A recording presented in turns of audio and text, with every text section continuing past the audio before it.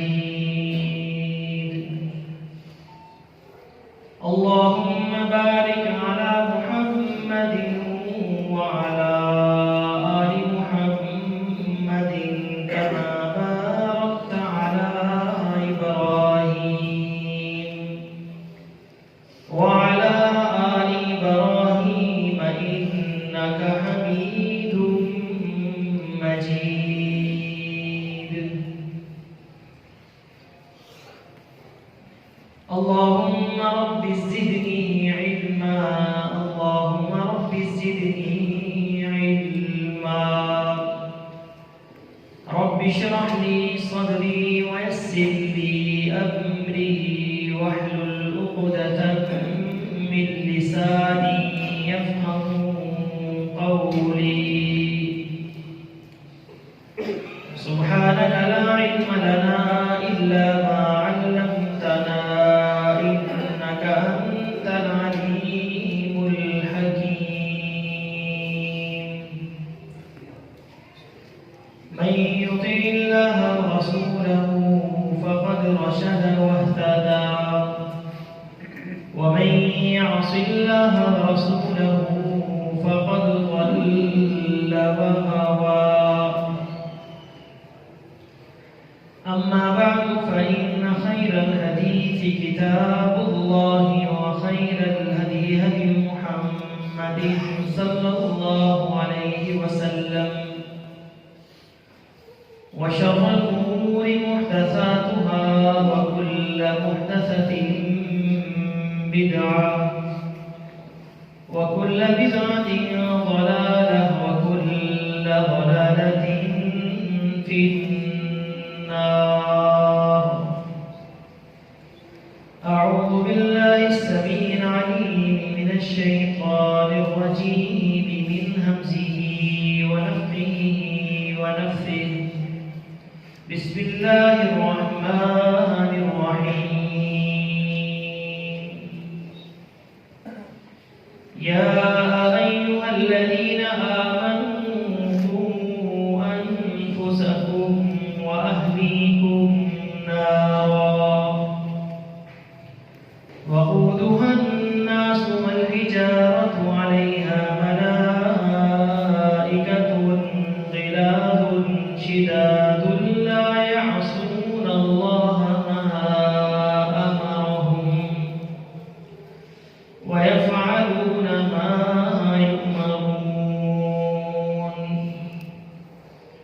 صدق الله العظيم وصدق رسوله النبي الكريم، ونحن على ذلك من الشاهدين والشاكرين، والحمد لله رب العالمين.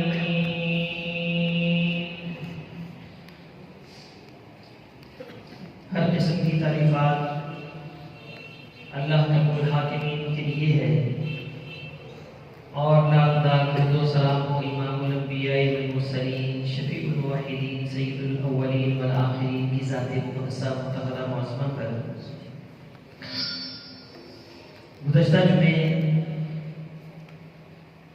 ہم نے موت کے حوالے سے کچھ باتیں عرض کی تھی کہ جن کے دلوں کے اندر اللہ کا خوف پیدا ہو جاتا ہے تو ان کی زندگیاں کیسے بدل جاتی ہیں، ان کی زندگیوں میں کیسا انقلاب آ جاتا ہے. قدم قدم پر، لمحے لمحے پر وہ سوچتے ہیں، ہر ایک بات کو، ہر ایک فعل کو وہ ایک ترازو میں رکھ کر، ایک پلڑے میں رکھ کر تولتے ہیں، پھر بولتے ہیں، پھر وہ عمل کرتے ہیں. ہم نے کچھ مثالیں سنی، جیسے عروہ بن زبیر رحمہ اللہ کا ہم نے واقعہ سنا کہ کیسی خشیت تھی، خوف کا کیا عالم تھا کہ پاؤں کٹ جانے کے باوجود کوئی تکلیف کا احساس اتنا نہیں تھا کہ جتنا اللہ کا خوف دل میں سمایا ہوا تھا کہ پاؤں کو مخاطب کرتے ہوئے کہا کہ اللہ گواہ ہے اے پاؤں، میں تجھ پر چل کر کبھی گناہ والے کام کی طرف نہیں گیا. ایسا عالم کاش کہ ہمارا بھی ہو جائے، ہم بھی اپنے جسموں کے اعضاء کو مخاطب کر کے کہہ سکے کہ میں نے تجھ سے کوئی غلط کام نہیں کیا۔ ہمارے جسم میں جتنے بھی اعضاء ہیں، اللہ کو گواہ بنا کر ہم کسی ایک اعضاء کو مخاطب کر کے نہیں کہہ سکتے کہ میں نے تیرے ذریعے سے کوئی گناہ کا ارتکاب نہیں کیا۔ ایسا خوف اللہ رب العزت ہم سب کے اندر پیدا کرنا چاہتا ہے۔ اللہ رب العزت کا خوف اگر ہمارے دلوں میں آ جائے گا، ہم اللہ کے ہاں اس خوف کی وجہ سے محبوب ہو جائیں گے۔ اللہ رب العزت ہمیں حقیقت میں ڈرانا چاہتا ہے۔ ایک چیز کا جب خوف ہمارے دل میں ہوتا ہے تو انسان اتنا ہی راہ راست پر آ جاتا ہے۔ استاد سخت ہو، ماں باپ سخت ہو، ہماری کمپنی کا کوئی باس سخت ہو، تو اس کے جو ملازم ہیں ان کے دلوں میں جتنا خوف ہوگا اپنے بڑے کے بارے میں، اتنا ہی وہ راہ راست پر چلے گا، کرپشن سے، برے کاموں سے وہ بچے گا، کیونکہ اس کے دل کے اندر ایک خوف ہے۔ یہی خوف اللہ رب العزت کا سب سے بڑھ کر جو خوف ہمارے دل میں ہونا چاہیے، وہ ان لوگوں کی بجائے اللہ رب العزت کا خوف دل میں ہونا چاہیے۔ مالک بن حویرث رضی اللہ تعالی عنہ ایک جلیل القدر صحابی ہے، اور صحابی ہونا بھی بہت ہی بڑا ایک اعزاز ہے، ایک شرف ہے۔ صحابی سے بڑھ کر کوئی اعزاز نہیں ہو سکتا۔ ایک شخص ساری زندگی محنت کر کے محدث بن سکتا ہے، عالم بن سکتا ہے، فقیہ بن سکتا ہے، لیکن کوئی شخص زندگی بھر محنت کر کے صحابی کا شرف حاصل نہیں کر سکتا۔ صحابی کا شرف صرف انہی کو ملتا ہے جن پر اللہ کا خاص فضل اور کرم ہوتا ہے۔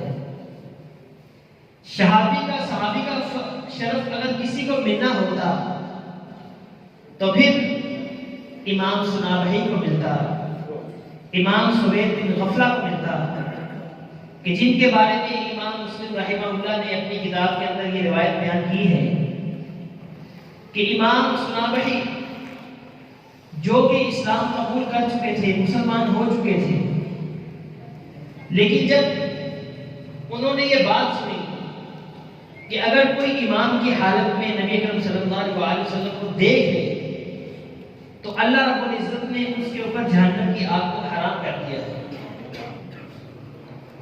من رأى، جس شخص نے اللہ کے نبی کو دیکھ لیا ایمان کی حالت میں، لم یمس النار، جہنم کی آگ اسے چھو نہیں سکتی۔ جب انہوں نے یہ حدیث سنی، مدینے سے بہت ہی دور مسافر کر ان کا ٹھکانہ تھا، بہت دور رہتے تھے، امام صحابی نے یہ حدیث سنی تو بے قرار ہو گئے، اسلام کو میں قبول کر چکا ہوں، اب یہ حدیث میرے سامنے آئی ہے، کیوں نہ صحابیت کا شرف حاصل کیا جائے۔ اسی غرض سے اپنے دور دراز علاقے سے سفر کی غرض سے نکلے، لمبا سفر طے کیا اور مدینے پہنچے۔ جب مدینہ پہنچے تو وہاں پر سب سے پہلے ان کی ملاقات ایک جلیل القدر صحابی عبادہ بن صامت سے ہوئی۔ ان سے پوچھا کہ اللہ کے رسول کہاں ہے؟ میں اتنی دور دراز کا سفر کر کے ان کی ملاقات کے لیے حاضر ہوا ہوں، وہ دیکھنا چاہتا ہوں۔ تو عبادہ بن صامت نے کہا کہ اللہ کے رسول صلی اللہ علیہ وسلم کو اس دنیا سے رخصت ہوئے 1 ہفتہ ہو چکا ہے، 1 ہفتہ قبل آپ فوت ہو چکے ہیں۔ اگر اتنی محنت سے کسی کو شرف ملنا ہوتا تو پھر انہی کو ملتا، امام سنابحی کو ملتا۔ امام ذہبی رحمہ اللہ نے تذکرۃ الحفاظ کے اندر کہ امام سوید بن غفلہ کا ایک واقعہ نقل کیا ہے کہ سوید بن غفلہ نے بھی یہ شرف حاصل کرنے کے لیے بڑی محنت کی، دور دراز کا سفر کیا، اتنا لمبا سفر کیا کہ روایات کے اندر آتا ہے کہ ان کے اوپر بڑھاپا طاری ہو گیا۔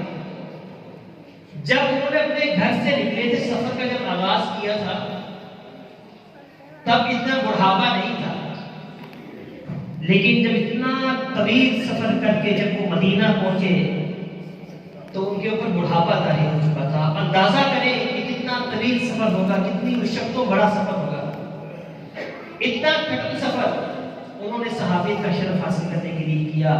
اور جب مدینہ پہنچے تو کیا دیکھتے ہیں کہ سامنے صحابہ اکرام کی ایک جماعت آ رہی ہے. ان سے ملے اور ان سے پوچھا نبی اکرم صلی اللہ علیہ وسلم کے بارے میں.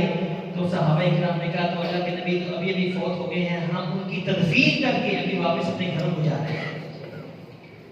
اگر محنت سے, صعوبت سے, مشقتیں اٹھانے سے صحابیت کا شرف کسی کو ملتا تو سوید بن غفلہ کو ملتا, امام سنابحی کو ملتا, جنہوں نے یہ شرف حاصل کرنے کے لیے بڑی محنتیں کی. اب جن کو یہ شرف حاصل ہو چکا ان کے اوپر تو اللہ رب العزت نے جہنم کی آگ کو حرام کر دیا. بات ہو رہی تھی امام مالک بن حویرث رضی اللہ تعالیٰ عنہ جلیل القدر صحابی تھے. کتنا بڑا اعزاز تھا, جہنم کی آگ کو اللہ رب العزت نے ان کے اوپر حرام کر دیا تھا. اور ان مالک بن حویرث کے 100 غلام بھی تھے, اور غلام بھی وہ جو کہ زر خرید ہوا کرتے تھے. زر خرید غلام, اگر آج کسی کے پاس 2 غلام ہو, 3 غلام ہو, کپڑے استری کرنے کے لیے الگ غلام, گھر کی صفائی کرنے کے لیے الگ غلام, تو وہ انسان اپنے آپ کو بڑا صاحب حیثیت سمجھتا ہے, معاشرے کے اندر بھی اس کو بڑا سمجھ جاتا ہے کہ بڑے غلام ہیں. اب یہ صحابی مالک بن حویرث کے پاس 100 غلام تھے اور سارے کے سارے زر خرید تھے. حج کے لیے, حج کا موسم آیا, اپنے 100 غلاموں کو کہا کہ حج کے لیے تیار ہو جاؤ, میں نے تمہیں سب کو حج کے لیے ساتھ لے کے جانا ہے. 100 کے 100 غلاموں کو حج کے لیے تیار کیا, مینا میں آئے, پھر میدان عرفات میں آئے. اور میدان عرفات جو اس زمین کے اندر اوپر سب سے بہترین زمین ہے, کا حصہ ہے, سب سے بہترین مقام ہے. اور یوم عرفہ کے دن, وہ دن جب اللہ رب العزت آسمان دنیا پر آ جاتا ہے اور تمام فرشتوں سے کہتا ہے کہ تم گواہ ہو جاؤ, اس میدان میں جو بھی اس وقت موجود ہے میں نے سب کو معاف کر دیا. اب یہ فضیلت اس میدان کی, یہ عالم, یہ کیفیت رب ذوالجلال والاکرام کی کہ اللہ اپنی بخشش کا سرعام فرشتوں کو گواہ بنا کر کہہ رہا ہے کہ اے فرشتوں تم گواہ ہو جاؤ, آج اس میدان کے اندر جو بھی موجود ہے میں نے سب کو معاف کر دیا ہے. اب اس وقت فرشتے کیا کہتے ہیں کہ یا ربی ان فیہم فلان مرحقا وفلانا, اے ہمارے رب اس میں تو فلاں شخص مرحق بھی ہے, فلاں شخص بھی مرحق ہے. مرحق اس شخص کو کہتے ہیں کہ وہ شخص جس نے زندگی میں نہ کبھی چھوٹا گناہ چھوڑا ہو, نہ کبھی بڑا گناہ چھوڑا, اس کے کھاتے میں ایک نیکی بھی نہ ہو. ایسا مرحق آدمی بھی میدان عرفات میں اگر موجود ہوگا جس نے گناہوں کے کر کے پاپی بنا ہوگا. فرشتے کہیں گے اللہ اس میں تو مرحق لوگ بھی ہیں جنہوں نے کبھی زندگی میں ایک نیکی بھی نہیں کی. اللہ کہیں گے تم گواہ بن جاؤ, میں نے ان کو بھی آج معاف کر دیا. اب یہ کیفیت ہے اس دن کی, اس مقام کی, یہ فضیلت. اور یہ امام مالک بن حویرث عظیم صحابی اپنے 100 غلاموں کو لے کر اس میدان میں جمع ہے, اور 100 کے 100 غلاموں کو کہتے ہیں کہ تم لائن بنا کر کھڑے ہو جاؤ, اور ایک ایک غلام کو بلا کر اللہ کو گواہ بنا کر کہتے ہیں یا اللہ تو گواہ بن جا, تیری رضا کی خاطر, جہنم سے آزادی کی خاطر میں اس غلام کو صرف تیری رضا حاصل کرنے کے لیے, جہنم کی آگ سے بچنے کے لیے اس کو میں عذاب بھی کرتا ہوں. اور ان سب کو اپنی دعا کے اندر شامل بھی کیا کہ تمہیں میں دعا کروں گا اور تم سب نے میرے ساتھ مل کر آمین بھی کہنا ہے. یہ کیفیت, اتنے اعزاز, اتنے شرف, جنت کی بشارتیں ملنے کے باوجود یہ عالم, اور کہاں ہم اتنے پاپی کہ ہمیں کوئی فکر ہی نہیں ہے. ہمارا بھی انداز ایسا ہونا چاہیے, ہمارے دلوں کی کیفیتیں بھی ایسی ہونی چاہیے جیسے ہمارے اسلاف کی تھی. ہمارے بزرگ کتنی فکر کرتے تھے. ایک بہت ہی بڑے بزرگ امام باقر رحمہ اللہ عصر کے بعد بیٹھ جایا کرتے تھے, خصوصاً جمعے کے دن عصر کے بعد بیٹھ کر ہمیشہ ایک ہی الفاظ زبان سے کہتے تھے, اے اللہ میں تجھ پر راضی ہوں, اے اللہ میں تجھ پر راضی ہوں. مسلسل بولتے رہتے. ان کے شاگرد نے کہا کہ آپ مسلسل ایک ہی جملہ بول رہے ہیں, اے اللہ میں تجھ پر راضی ہوں, اے اللہ تجھ پر راضی ہوں. اس نے کہا کہ میں مسلسل بول رہا ہوں, اگر ایک بار اللہ نے کہہ دیا اے باقر میں بھی تجھ پر راضی ہوں تو میرا کام بن جائے گا. جب ایک شخص اللہ سے راضی ہونے کا دعویٰ کرتا ہے، بات کرتا ہے رضیت باللہ ربا، بار بار کہتا ہے، اگر اللہ رب العزت نے زندگی میں صرف ایک مرتبہ ہی کہہ دیا کہ اے فلاں بندے میں بھی تجھ پر راضی ہوں، تو دنیا بھی بن گئی، آخرت بھی بن گئی۔ ایسی کیفیت ہونی چاہیے اللہ کی رضا حاصل کرنے کے لیے، لیکن شیطان نے ہمیں ایسا گمراہ کر دیا ہے، ہمیں ایسا غافل کر دیا ہے کہ ہمارے ذہن کے اندر ایسی چیزیں پیدا نہیں ہوتی۔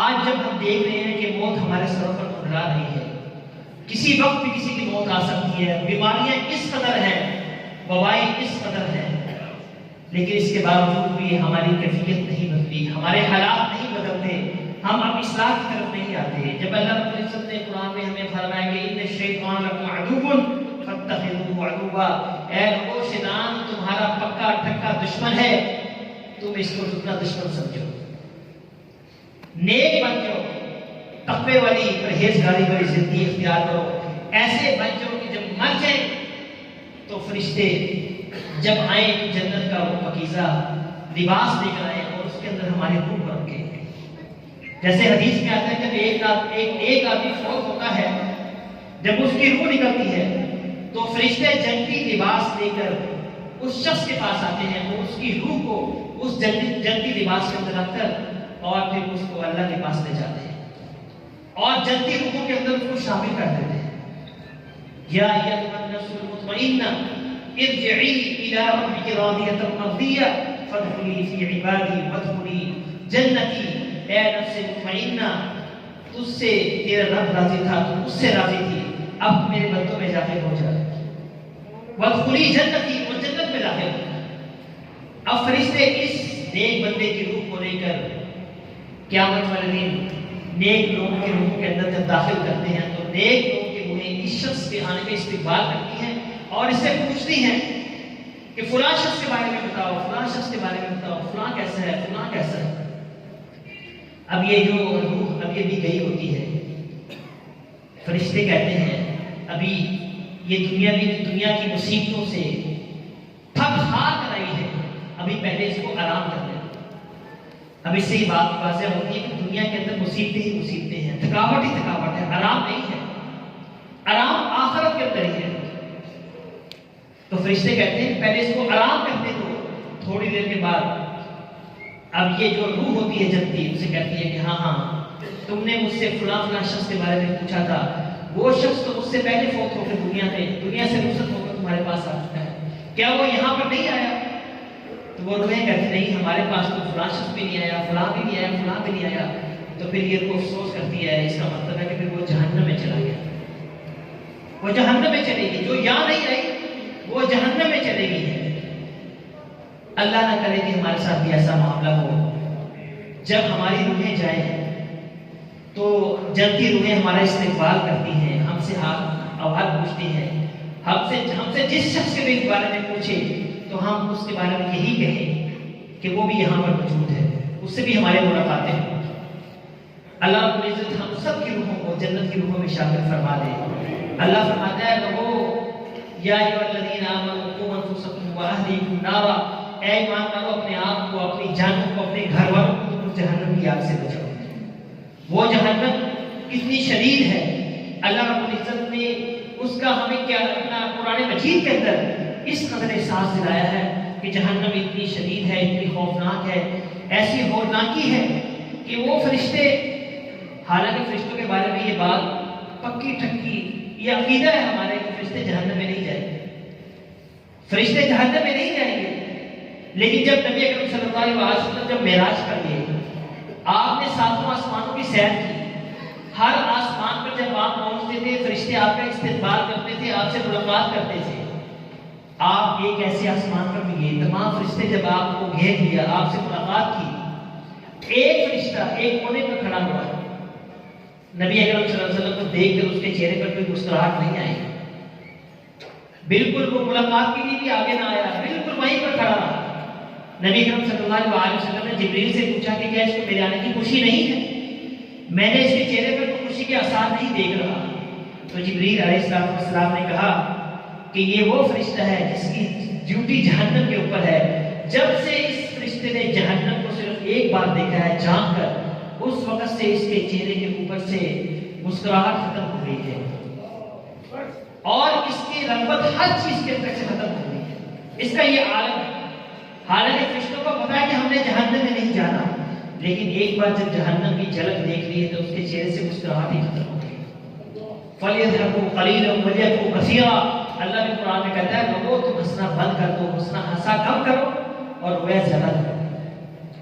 اب یہ جہنم کی آگ جس کے بارے میں اللہ رب العزت نے کہا ہے کہ میں نے یہ آگ پیدا کی، آگ کا تعارف ہمارے نبی نے بھی کروایا کہ جو جہنم کی آگ ہے اللہ رب العزت نے اس آگ کو جب بنایا تو اس آگ کو 70 مرتبہ گرم کیا گیا اور دنیا کو آگ کو اللہ رب العزت نے صرف ایک مرتبہ گرم کیا.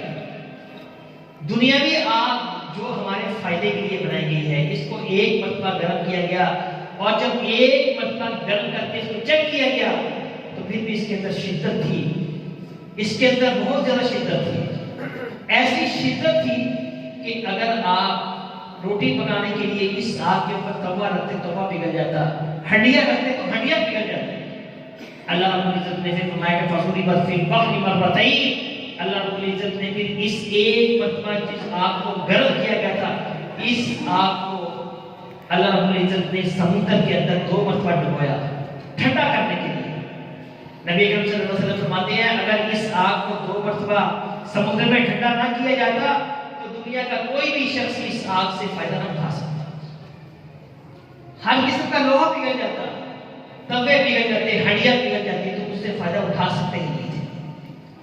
اب یہ آگ جسے سمندر کے اندر 2 مرتبہ ڈبویا گیا، ٹھنڈا کیا گیا، ہمارے لیے اس آگ کو رحمت بنایا گیا، ہمارے فائدے کے لیے بنایا گیا. اور جو جہنم کی آگ ہے وہ تو ویسے نقصان کے لیے بنائی گئی ہے اور وہ آگ اللہ رب العزت نے اس آگ کو 70 مرتبہ زیادہ گرم کیا ہے. اب آپ کیفیت اندازہ کریں، وہ آگ جو ہمارے فائدے کے لیے ہے، جس آگ کو 2 مرتبہ سمندر میں ٹھنڈا کیا گیا اس آگ کو بھی ہم اپنے ہاتھ کے اندر برداشت نہیں کر سکتے. اس کا اگر ایک شعلہ بھی ہمارے ہاتھ میں پڑ جائے تو ہم سے برداشت نہیں ہوتا. تو جہنم کی آگ ہم سے کیسے برداشت ہوگی؟ حدیث میں آتا ہے جب ایک شخص کو جہنم کے اندر پھینک دیا جائے گا تو جہنم کی آگ کی اتنی شدت ہوتی ہے کہ اس شخص کا جسم ایسے پھول جائے گا جیسے دنیا کے اندر ہم دیکھتے ہیں جب ایک شخص کا جسم جب آگ سے جل جاتا ہے وہ پھول جاتا ہے. جب جہنمی کو جہنم میں پھینکا جائے گا اس کا جسم اس قدر پھول جائے گا کہ اس کا ایک کندھے سے لے کر دوسرے کندھے تک کا جو فاصلہ ہے وہ فاصلہ 6 میل کا ہو جائے گا. اب وہ جسم جو ایک کندھے سے دوسرے کندھے کا جو فاصلہ ہے زیادہ سے زیادہ 2 فٹ ہوتا ہے یا 3 فٹ ہوگا، اب وہ فاصلہ اتنا بڑھ جائے گا پھول کر کے 6 میل تک کا فاصلہ ہو جائے گا کہ کندھوں کے درمیان چوڑائی 6 میل تک ہو جائے گی. آپ اندازہ کریں کہ کتنی سخت وہ آگ ہوگی. اب یہ آگ کو کون ٹھنڈا کر سکتا ہے؟ اس آگ کو کیا چیز بجھا سکتی ہے؟ اللہ کے خوف سے ہماری آنکھوں سے نکلا ہوا ایک آنسو اس آگ کو ٹھنڈا کر سکتا ہے، اس آگ کو بجھا سکتا ہے. اللہ فرماتا ہے میرے بندے کی اگر آنکھ سے میرے خوف سے اس کی آنکھ سے اگر ایک آنسو بھی نکل آئے تو میں اس ایک آنسو کی وجہ سے ہی اس کی آنکھ کو ٹھنڈا کر دیتا ہوں، جہنم کی آگ کو بجھا دیتا ہوں. کیا ہمارے دل آج اتنے سخت ہو چکے ہیں کہ ہماری آنکھوں سے اللہ کے خوف سے ایک قطرہ بھی نہیں نکلتا؟ ایسا عالم، ایسی کیفیت تو ہماری نہیں ہونی چاہیے. ہمارے دل اتنے سخت ہو چکے ہیں کہ ہمارے دلوں میں اللہ کا خوف کبھی تک پیدا نہیں ہوگا. اب جب یہ جہنم اتنی شدید، یہ آگ اتنی شدید، قرآن میں اللہ رب العزت نے اسی آگ کو کہا کہ یہ نار الکبریٰ. اللہ نے فرمایا کہ بہت بڑی آگ ہے، نار الکبریٰ اسے کہا گیا ہے. اور کہیں کہا گیا کہ نار اللہ الموقدہ، اللہ کی منہ پھٹکائی ہوئی آگ. اور کسی مقام پر کہا گیا کہ نار تلظیٰ، ایسی آگ جو کہ انسان کو لپیٹ میں لینے والی آگ ہے. کسی مقام پر کہا گیا کہ نار حامیہ، بڑھتی ہوئی آگ ہے، ایسی آگ ہے کہ لا تبقی ولا تذر، کہ وہ آگ نہ کسی کی جان لے گی نہ کسی کو زندہ چھوڑے گی. لا يموت فیہا ولا یحیا، اس آگ کے اندر نہ کوئی زندہ رہے گا نہ کوئی مرے گا. اس جہنم کے اندر نہ کسی کی موت واقع ہوگی نہ کسی کو زندگی ملے گی، جبکہ انسان اس آگ کے اندر جا کر موت کی خواہش کرے گا. رسول اکرم صلی اللہ علیہ وسلم کو خواب میں ایک انتہائی بدصورت اور مخلوق شکل کا آدمی دکھایا گیا جو مسلسل آگ جلا رہا تھا اور اس آگ کے گرد دوڑ دوڑ کر اس آگ کو بھڑکا رہا تھا۔ نبی اکرم صلی اللہ علیہ وسلم نے جبریل سے پوچھا کہ یہ شخص کون ہے؟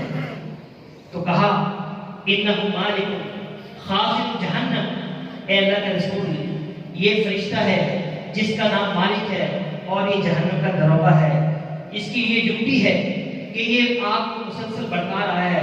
جب سے اللہ رب العزت نے جہنم بنائی ہے اس وقت سے لے کر جب تک قیامت قائم نہیں ہو جاتی یہ مسلسل آگ کو بھڑکا رہا ہے۔ آپ اندازہ کریں قیامت تک کے لیے یہ آگ کو بھڑکا رہا ہے، کتنی آگ بڑھ چکی ہوگی جب قیامت قائم ہو۔ اور حدیث میں آتا ہے، قرآن کے اندر اللہ رب العزت نے یہ چیز ارشاد فرمائی کہ کلما خبت زدناہ سعیرا، اللہ فرماتا ہے جیسے ہی وہ آگ دھیمی ہونے لگے گی زدناہ سعیرا، تو ہم اس آگ کو مزید بڑھا دیں گے۔ جب اس کے اندر انسان ڈالے جائیں گے اور انسان پتھروں کی مانند ہوگا، اس کے اندر جیسے پتھر مسلسل جلتا ہے آگ کو بھڑکاتا ہے، انسان کے جو وجود ہے وہ بھی جہنم کی آگ کو بھڑکائے گا۔ لیکن جب کسی چیز کی وجہ سے اگر آگ کے اندر کمی ہوگی تو فرشتے اس کو بھڑکا دیں گے۔ اور جو یہ فرشتہ جس کی یہ ڈیوٹی ہے کلما خبت زدناہ سعیرا، ذرا سے اس کے اندر بھی اگر کمزوری آئے گی یا دھیمی ہوگی تو اس کو بھڑکانے کے لیے فرشتے موجود ہیں۔ ایسی شدید آگ، حدیث میں آتا ہے کہ ایسی آگ کہ جہنمیوں کا لباس بھی اسی آگ سے بنایا جائے گا، جہنمیوں کا جو بستر ہوگا وہ بھی اسی آگ کا ہوگا، اور ان کی چھتریاں ان کی قناتیں بھی اسی آگ سے بنائی جائیں گی، اور ان کا جو فرش ہوگا وہ بھی اسی آگ سے بنایا جائے گا۔ ایسی بدترین جگہ پر اس انسان کی زندگی کیسی ہوگی کہ جو اتنی ہتھیلی پر ایک چھوٹا سا آگ بھی برداشت کرنے کی سخت نہیں رکھتا۔ اس آگ کو دیکھ کر تو تمام انبیاء علیہ السلام اللہ سے پناہ مانگا کرتے تھے اور کہا کرتے تھے یا رب سلم سلم، اے ہمارے رب ہمیں بچا لے، ہمیں بچا لے، رب سلم وسلم کہہ کر اس آگ سے پناہ طلب کیا کرتے تھے۔ وہ انبیاء تھے اور ہم گناہگار ہیں، ہماری کیا حیثیت ہے؟ کیا ہم نے بھی کبھی پناہ طلب کی؟ اب اس آگ جس کا تذکرہ سن کر، جس کو یاد کر کر سیدہ عائشہ صدیقہ رضی اللہ تعالیٰ عنہا دنیا بھر میں روتی رہی، ہمیشہ روتی رہتی، آنکھوں سے آنسو جاری رہتے تھے۔ اشراف مبشرہ میں سے عمر بن خطاب رضی اللہ تعالیٰ عنہ جو قرآن کی تلاوت کرتے، جب تلاوت کے دوران جب آگ کی عذاب کا ذکر آتا تو بے ہوش ہو جایا کرتے تھے۔ جلیل القدر صحابہ کرام جہنم کی آگ کو جب یاد کرتے تو اس قدر ہوتے کہ ان کی ہچکی بن جایا کرتی تھی۔ عبداللہ بن مسعود رضی اللہ تعالیٰ عنہ جب بھی لوہار کی بٹی کے پاس سے گزرتے، جب اس کی دہتی ہوئی آگ کو دیکھتے تو جہنم کو یاد کر کے رویا کرتے تھے۔ عطا سلیمی رحمہ اللہ کہ ہمسائے نے روٹیاں پکانے کے لیے اپنا تنور چلایا، جب تندور کے اندر انہوں نے بھڑکتی ہوئی آگ دیکھی تو بے ہوش ہو گئے۔ ایسی کیفیت تھی، ایسا ایمان تھا۔ امام سفیان ثوری رحمہ اللہ کے سامنے جب بھی جہنم کا ذکر ہوتا تو ان کی یہ کیفیت ہوتی کہ ان کے پیشاب کے اندر سے خون آنے لگتا تھا، پورا وجود کانپ جاتا تھا۔ حضرت ربیع رحمہ اللہ ساری رات بستر پر پہر گزرتے رہتے، بیٹی کہتی ابا جان ساری دنیا آرام سے چھو رہی ہے تو آپ کیوں جاگتے رہتے ہیں، کیوں نہیں سکون کی نیند سوتے؟ تو فرمانے لگے بیٹا جہنم کی آگ تیرے باپ کو سونے نہیں دیتی۔ ایسا خوف تھا ان کے دلوں کے اندر، ایسی کیفیت تھی صحابہ کرام کی، ائمہ اعظام کی، محدثین کی، ہمارے بڑے بڑے اسلاف کی۔ ہمارے رب نے سچ فرمایا کہ ان عذاب ربک کان محذورا، بے شک تیرے رب کا جو عذاب ہے وہ ہے ہی ڈرانے والا۔ اللہ چاہتا ہے کہ ہم اس عذاب سے ڈر جائیں، ہم جتنا ڈریں گے اتنا ہی اللہ رب العزت کی رحمت ہم پر نازل ہوگی۔ ایسی کیفیت ہمارے دل کی بھی ہو جائے جیسے ہمارے بڑوں کی تھی، انبیاء کرام کی تھی، صحابہ اعظام کی تھی اور محدثین اعظام کی تھی۔ آج ہمارے دل کے اندر بھی اگر اللہ کا خوف پیدا ہو جائے گا، موت کا خوف، اللہ کی آگ کا جہنم کا خوف پیدا ہو جائے گا تو یقیناً ہماری زندگی بھی بدل جائے گی، ہماری زندگیوں کے اندر بھی انقلاب پیدا ہو جائے گا۔ ہر قسم کی برائی کو برائی سمجھیں گے، اچھائی کو اچھائی سمجھ کے بڑی محبت سے اس کو کریں گے۔ اللہ رب العزت ہمارے